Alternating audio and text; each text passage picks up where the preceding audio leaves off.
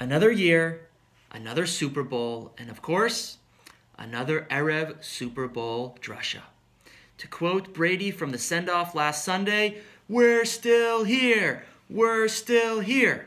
And being here has significance in the eyes of halacha, because we're taught in the laws of Nidarim, the laws of vows, and we even say this before Rosh Hashanah in Hatarat Nidarim, in the annulment of vows, that Davar Tov Shenahagti Gimel Pa'amim, something great which we have done 3 times, an action that's repeated sequentially 3 times in a row in certain circumstances, sets a permanent precedent that cannot be undone very easily. This is called a chazaka, a strong pattern that has halachic consequence for the future. So as I speak to you now for the 3rd time in 3 years as your rabbi of the Young Israel of Sharon, I have incredible trepidation offering this drasha because I know that I am setting something in motion that cannot be stopped. I also feel trepidation because I used a lot of the good material last year and the year before. There's a lot of pressure to be creative with coming up with new stuff year after year after year. The troubles and travails of being a Patriots fan. As an aside, that's probably a justification for all the anger and animosity I've received from my non-New England friends over the last 2 weeks. But that's beyond the point. Now for the Torah message that you have all been waiting for.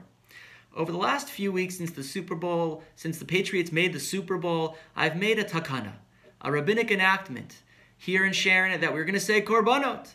Yes, there are concerns for tircha tzibura, putting anxiety and stress into the lives of people who might be late for work as a result, but I'll tell you why it was worth it.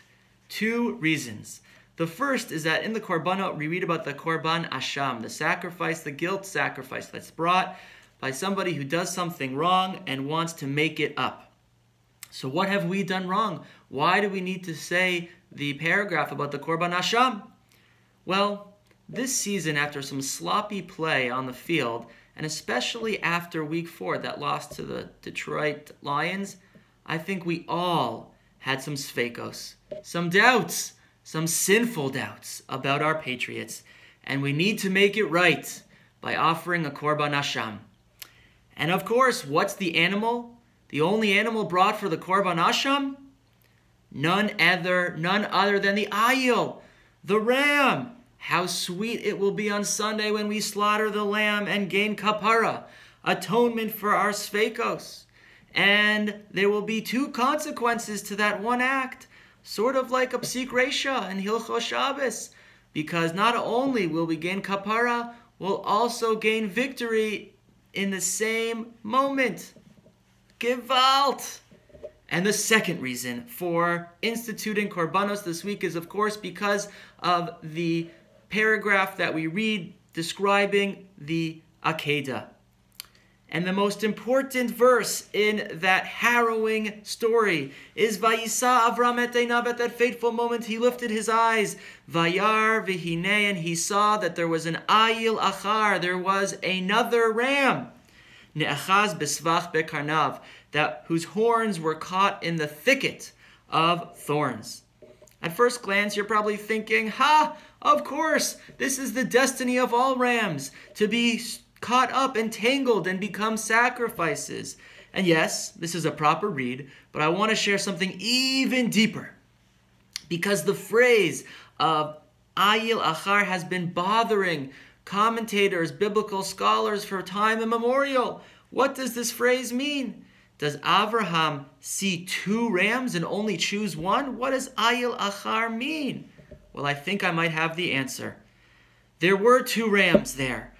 The first one refers to the one that Avraham slaughtered in place of Yitzchak. And the second one will be slaughtered by Brady and Belichick at Super Bowl 53 on February 3rd, 2019. This has to be Pashut Pshat. I think we've solved a long-standing mystery about the ambiguity of this pasuk that's been the subject of a great debate of the Rishonim and Achronim for many centuries. I can't conclude without offering a conclusive gematria, so here goes.